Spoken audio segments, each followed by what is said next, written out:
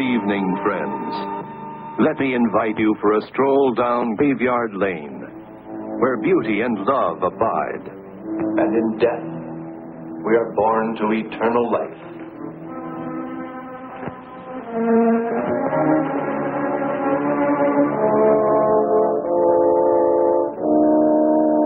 All monuments, from the simplest to elaborate, stand erect on the closed books of the lives of our beloved departed. And each marker withholds many stories, some filled with happiness, some filled with sorrow.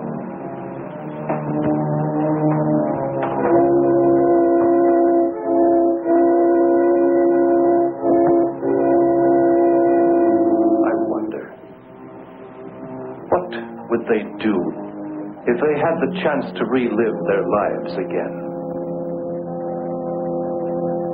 What would you do?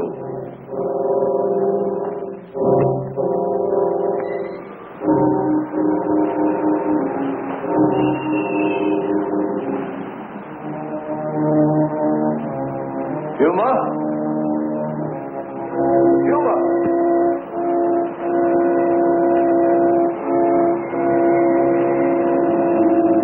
Puma? Puma?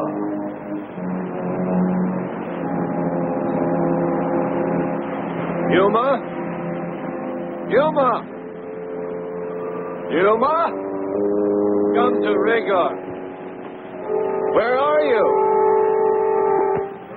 Ah.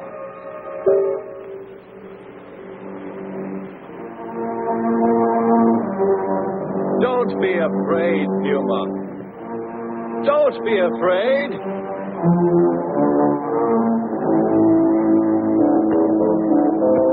Puma! Oh, there you are, Puma. Nice kitty. Yes. Nice, Puma. Were you frightened, Puma? Nice, kitty. Yes, Puma. Now, just you and I go for a stroll, huh?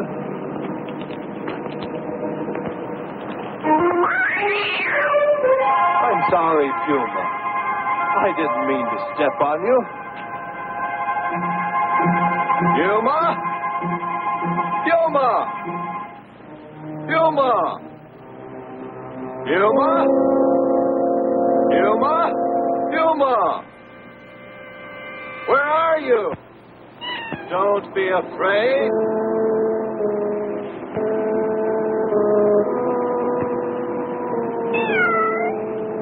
There, Puma. Come to Rigor, Puma. I'm sorry I hurt you. I didn't mean to step on you.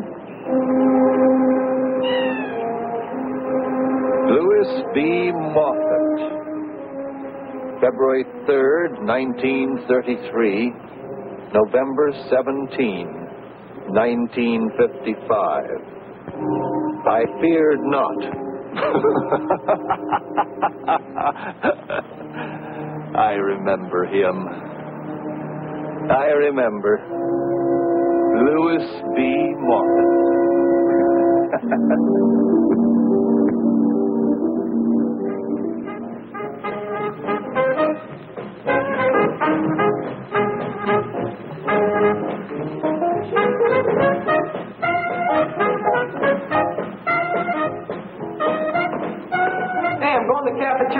Anybody hungry? Just waiting for you. I'm ready. Come on, the girls will be there. Where are you going? To the cafeteria. Oh, not now. Maybe later. Say, when is your first lecture in dissection? It's any day now. You're in for quite a treat. Professor Rayburn is a terrific cut-up. Say, how's your stomach, Lou? Physically, I'm fine, but technically, well, that's another story. I gotta keep hitting the books. Betty might be at the cafeteria. Ah, come on, let's leave. Let's go, fellas. I'm done. I hope the hamburger is good tonight.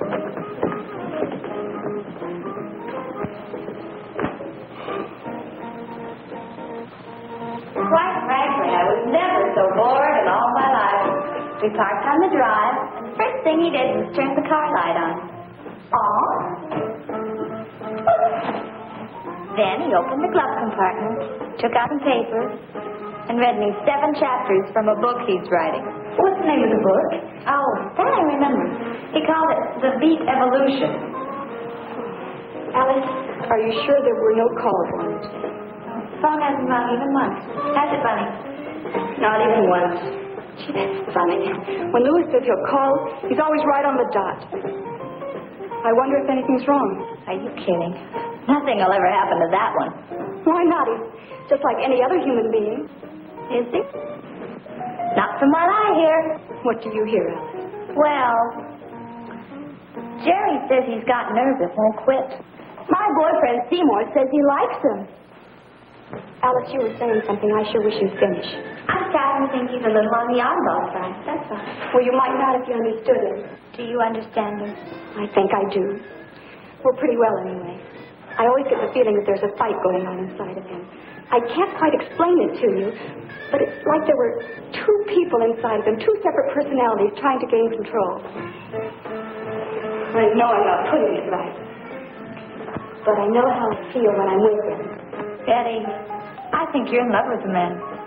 I could be, if it weren't for one thing. What's that? Nothing seems to shake him. He's not afraid of anything. It might hurt him someday. What do you think? Oh, I could go crazy trying to figure the answer to that one. I'm going to call him. Well, it's going to start getting pretty sticky in here in a few minutes. I'm going over to Jenny's room. See you at the cafeteria. Come on, let's go to the cafeteria.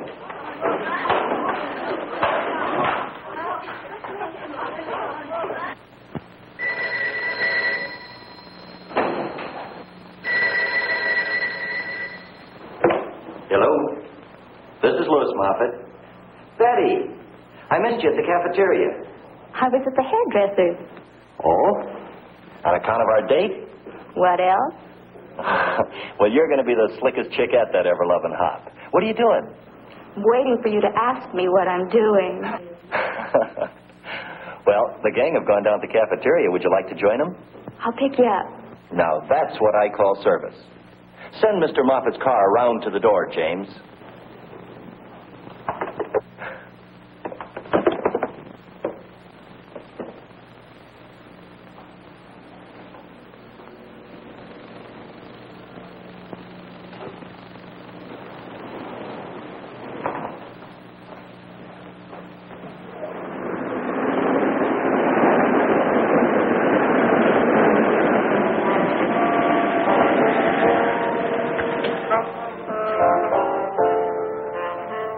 You must have jets on this heap.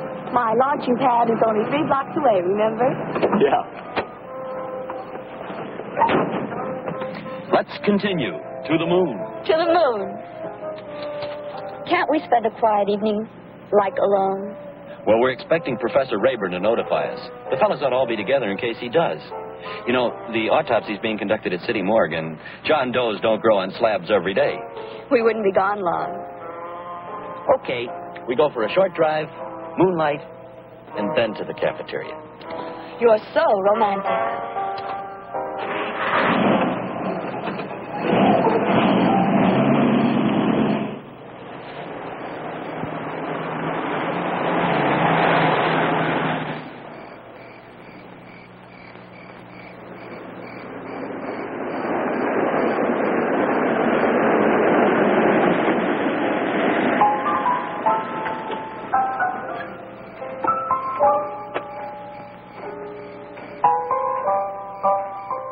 Magnolia blossoms. Aren't they lovely?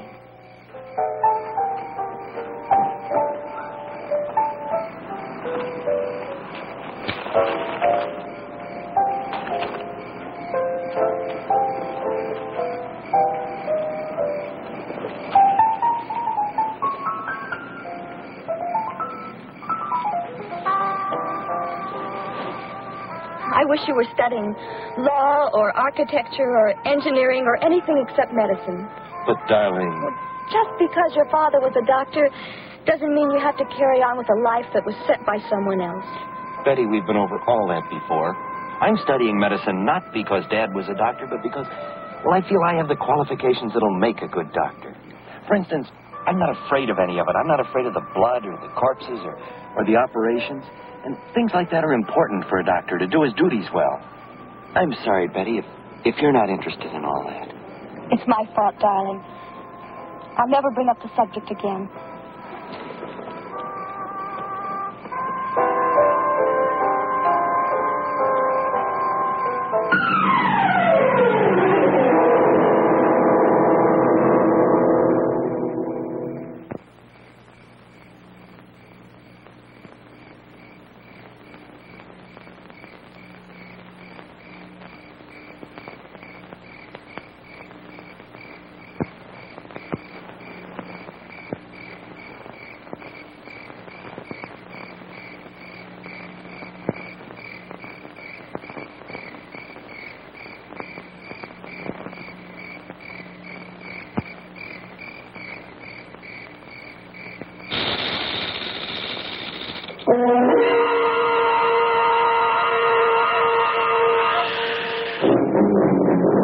It's a rattler. Hold still, Betty.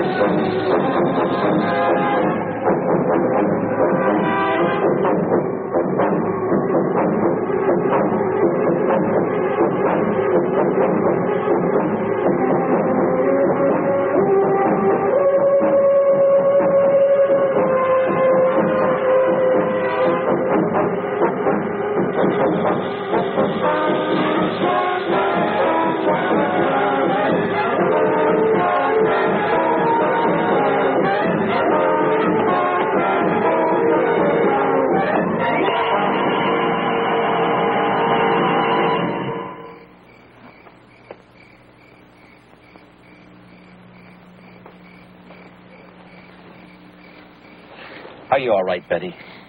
I'm all right, Louis. You're not afraid of anything. Not anything.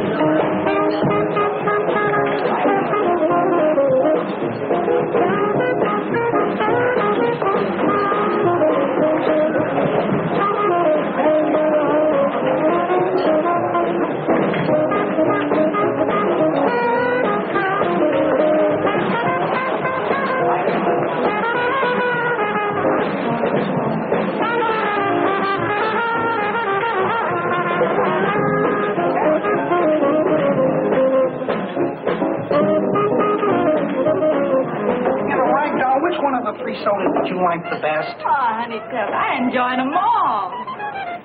I'd like to try a raspberry. You'll have another one with me? I shouldn't. Oh, all right. Hey, Howard, come here a minute, will you? What is it, Tiny? Bring Ragdoll another soda. Make it raspberry, will you? Hey, make it 2. 2 raspberry sodas. For the last of the big-time spenders.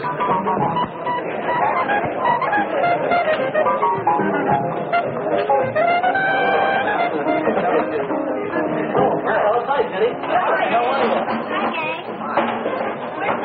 I don't know. I wonder what happened to him. Oh, if I know him, he spilled his death.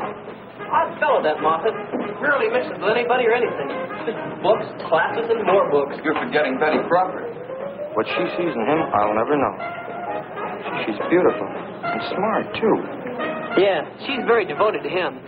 Doesn't play the field, like some girls I know. She coming to the hop tomorrow night? Yeah, with Louis. He won't be there. Not if the autopsy's for tomorrow night. Him and 15 other guys.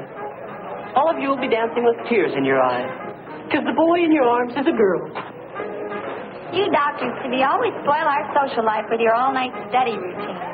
All part of a doctor's training, getting used to the irregular hours of a doctor's life. Oh, here they come now. Gee, she looks like she's just seen a ghost. Hi, gang. What's new? Hi, Betty. Don't tell me you took her to the morgue to look at all the dead bodies. I just had a rendezvous with the rattlesnake. It crawled into the car while we were parked. But Lewis killed it. Gee, no wonder she's pale. I'd have fainted. Lou, I saw Professor Rayburn on the way down. He said the coroner might have a stiff ready for us by tomorrow night. Hey, that's great.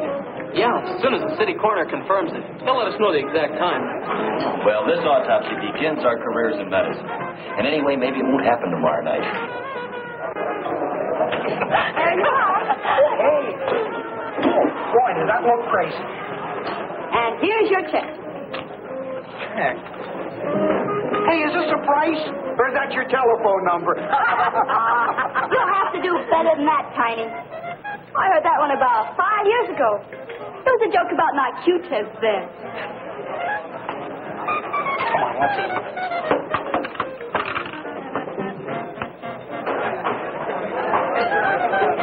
This is great. Saccharin tablets. Help to keep the weight down. I gotta make that fraternity.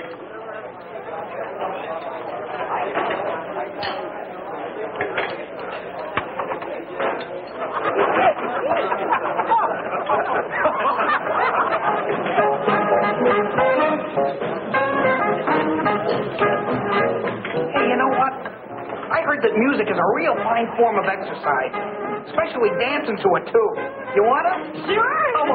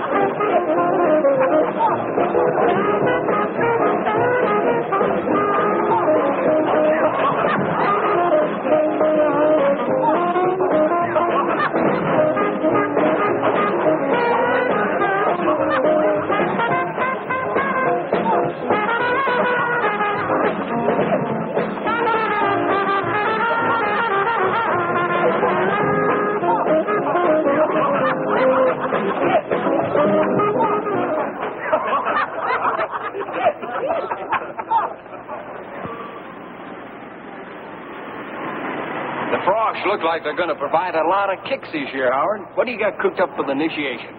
Well, the radiology class has some new routines worked out for the budding medics. I hope the boys can take it. I hear they got hold of some stunts tried out at Yale and Cornell. Not to mention jolly old Oxford.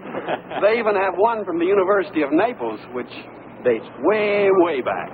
Berlinopoli. So what do you got, a paisan? Well, to tell you the truth, it's pretty gruesome. I don't know whether the fellows are going to be able to take it or not. Sounds terrific. Hey, what gives? Buddy, not a meeting. Besides, we can't give the pledges out their routines until after I see how they make out in their first autopsy, which I think will be tonight. Jason, bring the bass.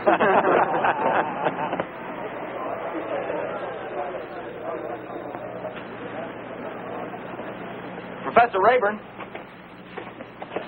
Hello, Moffat. Professor Rayburn, may I ask a favor of you? Why, certainly. What is it? Well, I understand that you use a student to assist you at your autopsies. Yes, but that shouldn't concern you. I usually pick seniors. Well, I was wondering if I might help you. That's odd. Most of the fellows try to dodge it.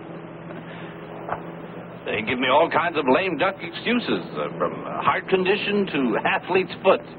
Well, I think it'd be very interesting, and, well, may I, sir? Well, all right. I tell you what you do. You go by the morgue just before class and slip into a surgical gown. And I'll give you your instructions. Well, thank you very much. I appreciate it, sir. Yeah.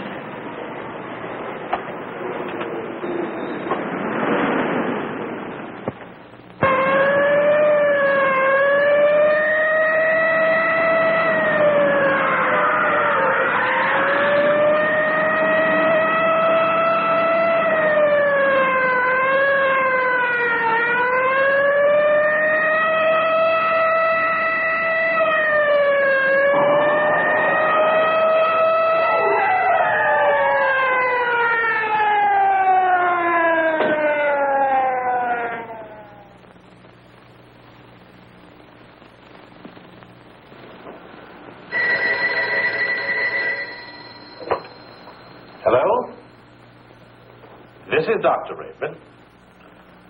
Oh, yes, Carl. You have one ready? Oh, no, it's not too late. I'd rather have it tonight. Well, you see, tomorrow is Saturday, and there's no class until Monday, so... Oh, that'll be fine. Yes, I'll notify the class immediately. Thank you.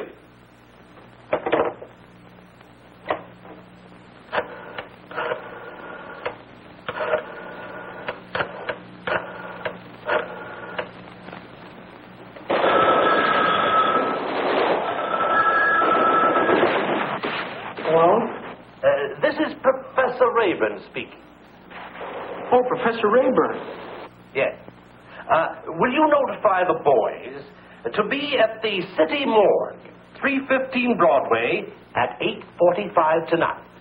Yes, I'll get word to the others. The City Morgue, 315 Broadway, 8:45 tonight. Thank you. Right. This is it, fellas. City Morgue, 8:45 tonight. Listen, I'll go over to Morrison Hall and tell the rest. And Jim, you go to the North Dormitory and spread the word around. Let's go.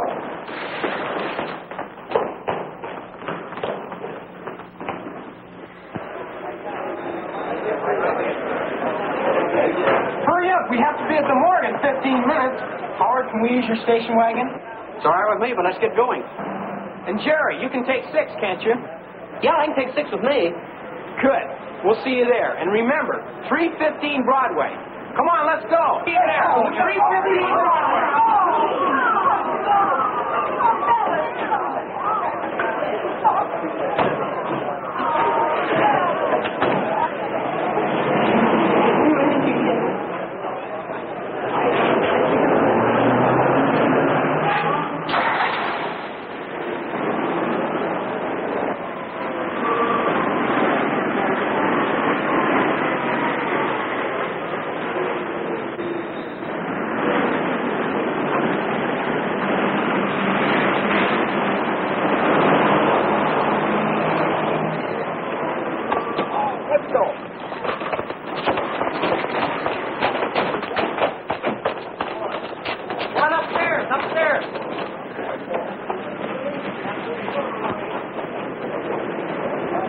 Gentlemen, this is your first gastrovascular dissection. It is the threshold of your future medical career. Some of us may succeed, and some of us may falter. However strong we may feel, some of us cannot overcome certain inner emotions. And when we view an autopsy of this kind, let me say to you to feel free to leave the class if you should feel nauseous. It is sometimes difficult for us to accustom ourselves to the callousness of what is to follow. Mr. Moffat, will you roll in Mr. John Doe, please?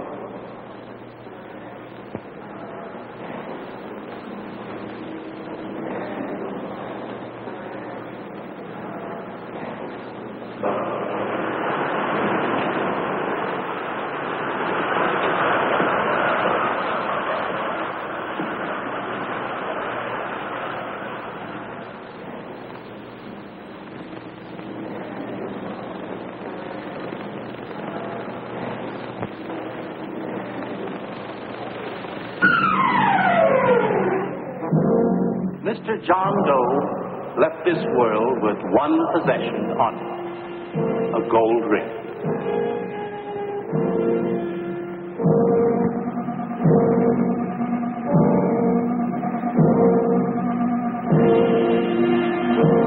We shall begin with a pectoral incision.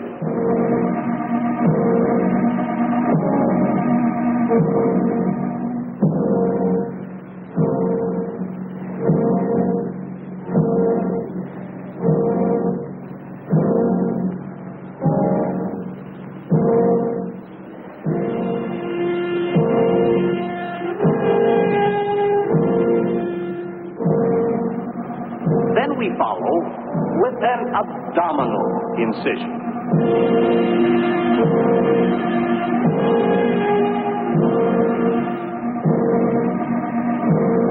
We have now exposed the gastrovascular cavity. We have cut through the epidermis, and you see this yellow mass. That's the fatty tissue. It reminds you of chicken fat.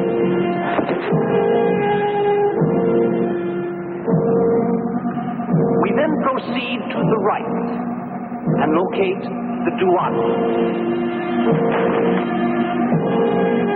Now, gentlemen, please pay close attention. I'm about to show you some of the striata and some of the non-striata muscles. Now, this is most important in the human body. I'll tell you what. Muscle makes the body more lesser or greater degree.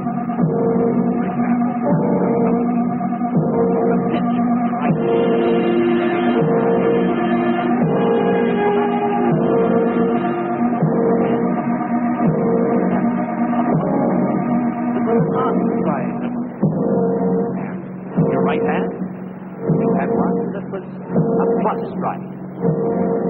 It's really very simple. Now that we've made the pectoric incision, I want you to notice all the fleshy tissue up around the chest. This man must have led a very full and active life. Perhaps he was a carpenter or a bricklayer, but his muscle structure up in his chest is just fantastic. You notice all the tissue in here. You see that? Now, another indication, gentlemen. When you look at the duodenum down here on the right, you find, all kinds of little things. They look like, chicken eggs sometimes, except chicken egg with a broken blood vessel in it, you might say. It's a kind of a dark, bloody mass. Well, it's not very pleasant to look at, I must admit, but it's most important to the human anatomy. Very important to me. As we look in the upper chest cavity, you will notice something that is most important. The aorta. The aorta is the...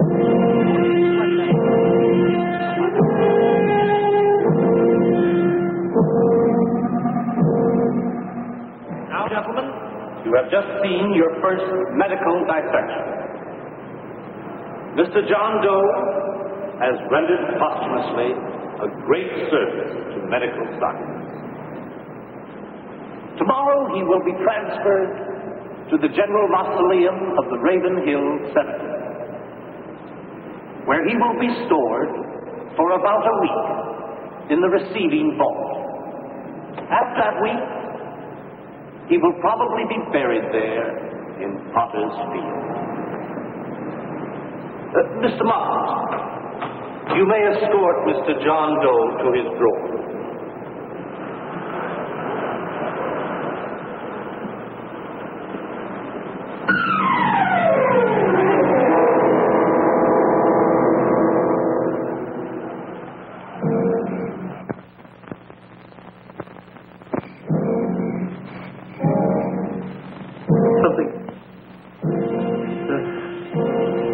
Something happened to the lights. Don't let it go after me. Please. It's dark. Somebody.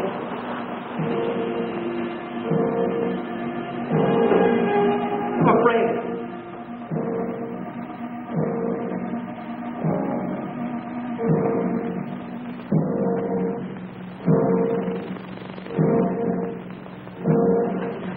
What is it? What's the matter? You were talking in your sleep. What's wrong? Having a nightmare? Oh, yeah, I guess so. What are you doing with my book? The Psychology of Fear. What are you scared of? Come on, let's get some sleep.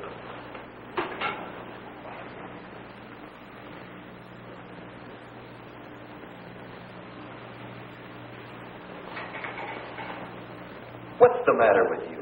I was just thinking. Do you have to do it staring at me? You know, every time you have a nightmare, you always say the same words. Don't turn off the light. What are you doing now? Taking notes? What does it mean, anyway? Ask a psychiatrist. Don't get touchy. Well, how do you think it feels to wake up and find some guy staring at you? I don't mean to bug you about it. It's the same nightmare I've been having ever since I was a kid.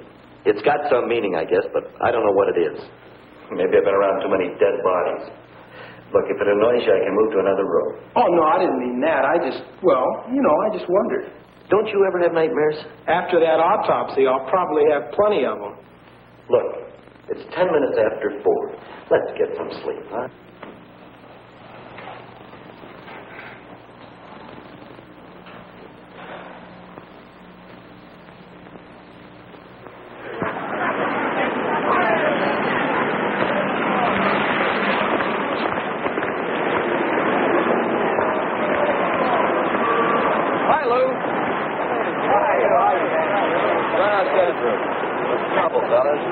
Well, the gals are still mad at us for going to the Northfield tonight. How about you? You made up with Betty? Well, not exactly. You know, I can't say I blame them, though. We did leave them stranded at the dam. Alice won't even look at me.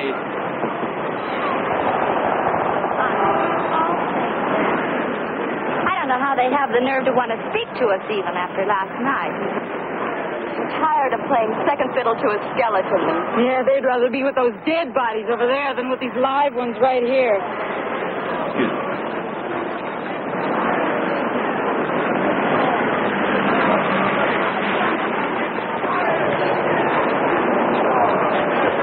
Betty? Betty, wait.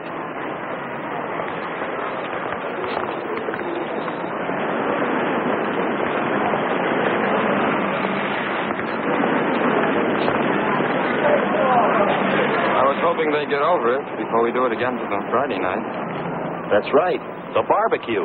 And also initiation night. When are we going to get our initiation assignments?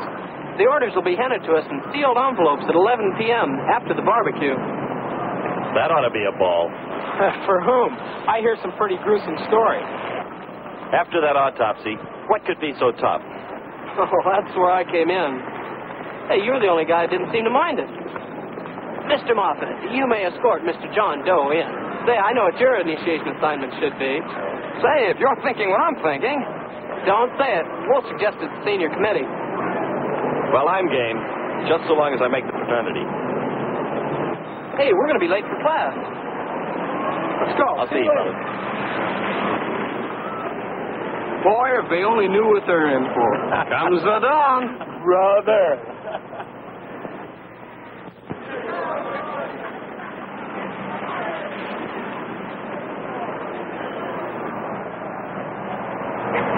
Hello, Bob. Oh, hi, Moffat. Say, you handled yourself like an old pro at the dissection last night. How much nerve does it take to push a cart around? One with a dead body on it? She's trying to make it sound like a big deal. Hey, what's the story on you anyway, Moffat? I don't know what you mean. I mean, what are you trying to prove? And what makes you think I'm trying to prove anything? You're playing it bold and fearless these days. For some reason, too. Why? To impress the fraternity committee? Hey, look. I've been looking all over for you. You found me. You know Wayne Arnold? Yeah. He was killed last night. You're not kidding. Driving that hopped-up car of his. Slammed right into a truck. They said he was going over 100 miles an hour when it happened. I'm going over to the funeral parlor tonight, and I wondered if you wanted to come along. Gee, I'd like to, but I better hit the books. What's the matter? Scared, Moffat? You know, as a matter of fact, I can make it. After dinner, okay? Sure. Well, I better cut out. I'll see you then. So long, Bob. So long, Steve.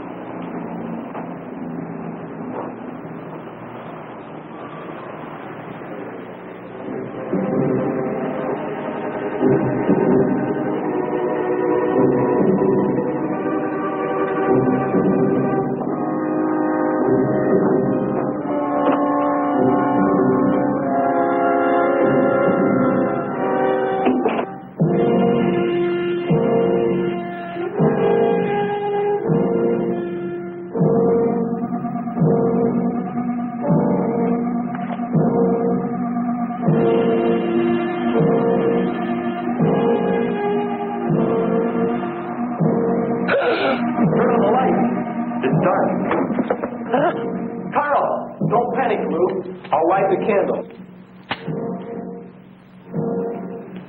What's wrong?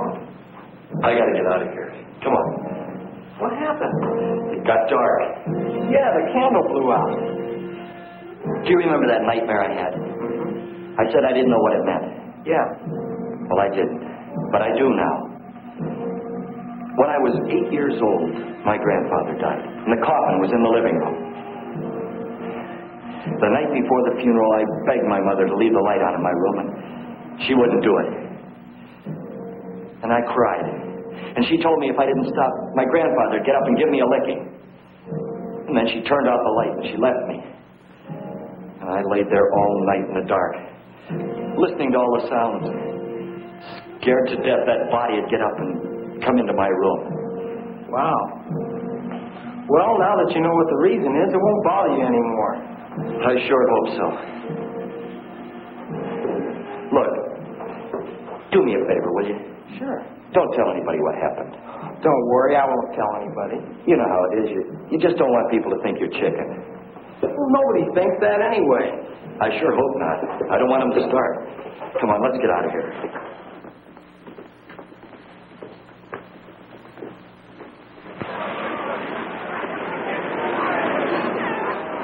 As it stands, fellas, we have 18 assignments ready, each in a separate sealed envelope. Now we've got 3 more to go. Jerry, Tom Neely, and Louis Moffat. Say, I just got a great idea. Take this down. Okay. Why not have Jerry as Bacchus, king of wine? Now, tomorrow we forbid him to touch any liquids all day long, not a drop, mind you. And then at the barbecue, we let him have all the liquid he wants. You mean give him the works at Silver Lake Fountain? Great. Tom Neely. Oh, yeah. The homely boy in the chemistry class. Another great idea. You got it? Now, we all know how these shindigs come out, don't we? Sooner or later, every boy and girl disappears into the shrubs. Why not have Neely now? Get this. Okay. And have Neely dressed as Cupid. Flashlight, bow and arrow, the whole works. Have him search through the shrubs and kiss every girl right in front of her date. Be sure he wears his glasses for self-protection. Okay, now, Louis Moffat. Louis Moffat. Hey, Clark, where have you been? All of the assignments are made except one. Except Louis Moffat. We've got a great idea, and it fits him to a T. It's terrific. Go on, tell him. Listen to this, fellas. It's good. Well, at the autopsy, Moffat acted as if he'd played around with corpses all of his life. The entire procedure didn't bother him a bit. A galvanized stomach, huh? Professor Rayburn said that John Doe's body would be transferred to the Raven Hill General Mausoleum after the autopsy.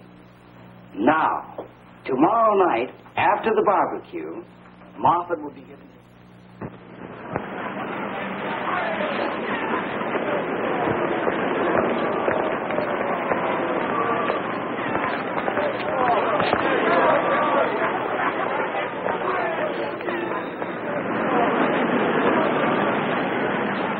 Betty.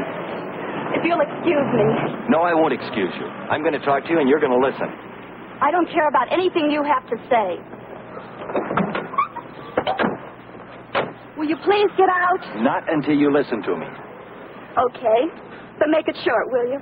First of all, why are you sore? You don't know? Well, I imagine it's about leaving you at the dance, isn't it? You know perfectly well what I think that's a mighty thin reason. You know we had to make that lecture or flunk out automatically. We had no say in it. I know that. Then why are you mad? I guess you really don't know. Well, I'd certainly like to find out, if you don't mind telling me. It isn't just the dance, Louis. It's the way you've been acting. Oh? You've been acting like some sort of Superman. At least that's what they say. They? They say you've been showing how fearless you are by wheeling dead bodies into classrooms. They say you've been acting like an oddball. They say you won't even let them like you. They again. You know what I think about they every time I hear that word? I think of some big, gray, shapeless monster with a million faces and a million voices. And when you look close, nothing at all. If you listen to they, Betty, you'll be running around in circles all your life. It's you that I care about, not they, what they say, what they think. How do you feel? I don't know. How would you feel if you heard strange things about me? Well, I wouldn't stop talking to you until I found out whether it was true or not. I wouldn't let they make any decisions for me.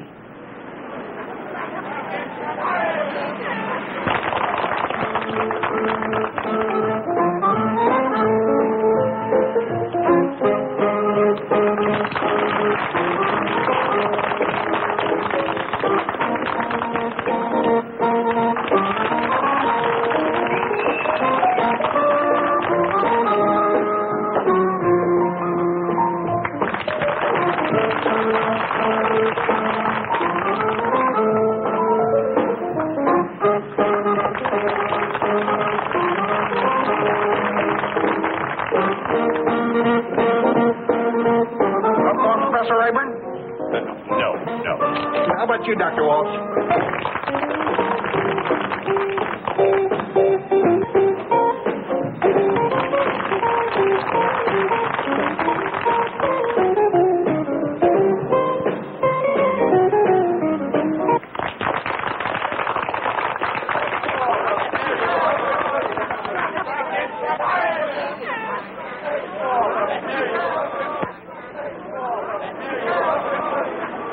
I imagine we ought to make a decision.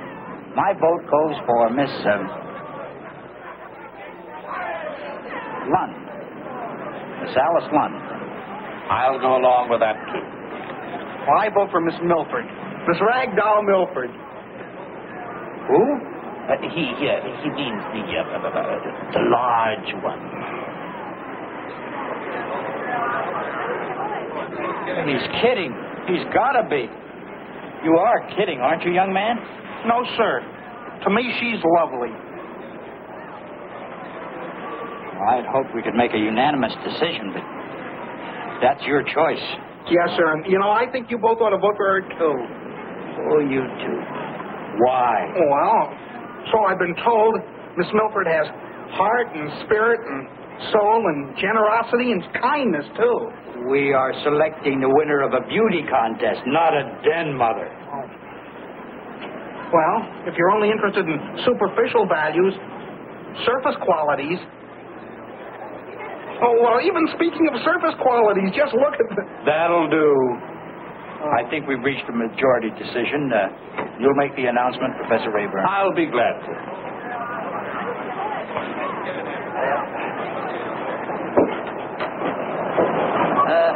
Ladies and gentlemen, it is my pleasure to announce that the judges have reached a majority decision. It is my pleasure to announce the Queen of the Bacchanalian Festival as Miss Alice Lund.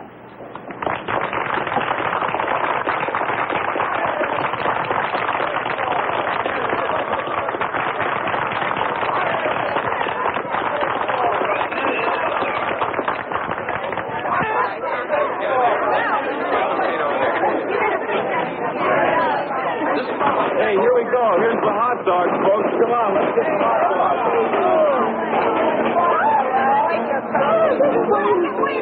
Waiting for. Hey, come on, let's get some, because there's going to be no one that... Oh, I got one here. I'll get another. I can't pick this up. Oh, I got it, and I lost it again.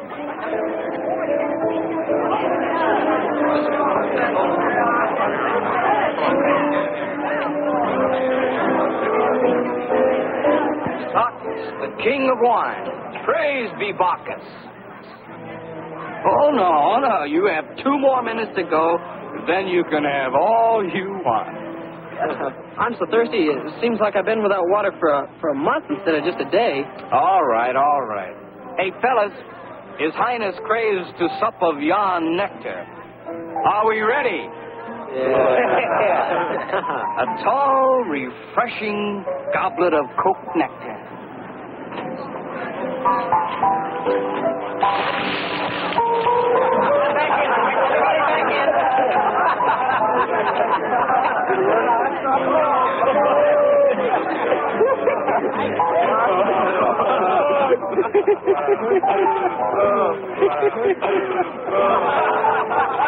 Well, Bacchus, This about gets by Phil? It's coming out of his team. Well, did you spot any lovers? Yeah, I'm afraid I did. Oh. But I'm not giving up so easy. I'm going to put this assignment on a paying basis.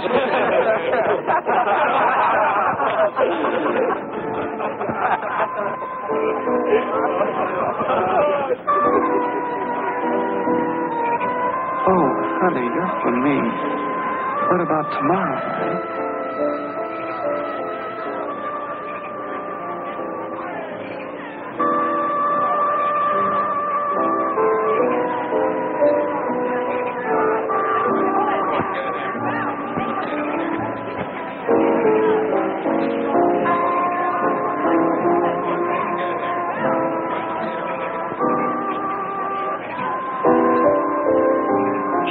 I've got another one in my purse. Oh, boy.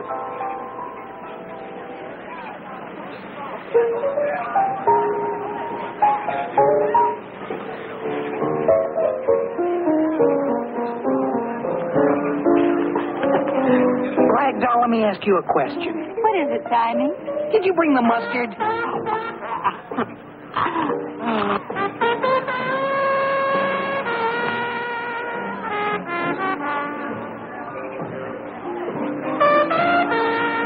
What a cute little chick.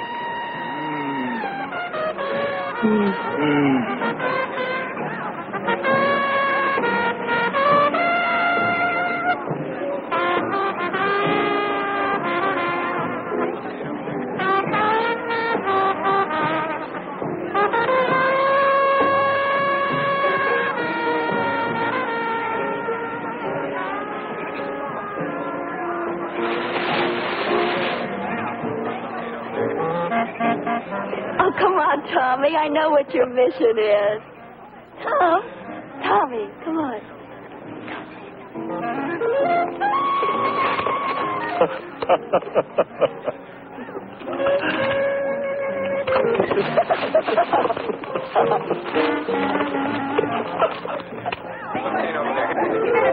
Oh, I almost made 36 inches. See?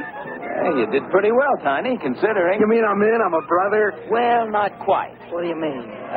Here's your assignment. Let's see. Tiny, for the next 7 days, you will forego all food, whatever, with the exception of bread and water at 3 regular intervals a day. Oh, no, that's too much. I quit. Here, you can have my saccharin bottle and take back your assignment. I don't want to be anybody's brother that bad. Besides, I already got me a brother. And I got a sister, too. I'm going to go find Ragdoll because she likes me just the way I am. Now, wait a minute, Tiny. Wait a minute. What do you want? You passed. Yeah? I was just kidding you. You passed your initiation. You're one of them. Yeah? Didn't have the heart to keep you worrying about it. Oh, you mean I'm a brother? Oh, boy. Wait till I tell Ragdoll. It's almost 11:30. My assignment. May I read it? Sorry, darling. Against the rules.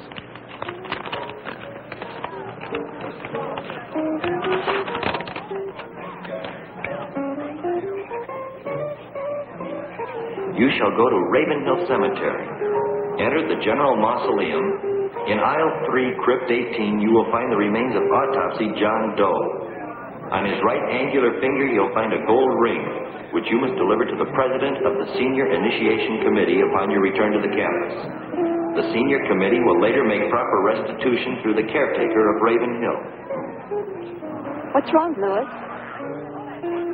You're not scared, are you? You are. For the first time in your life, you're really scared. Don't be silly. There's nothing to it. I've got to go. Please be careful, darling. I'll see you when I get back.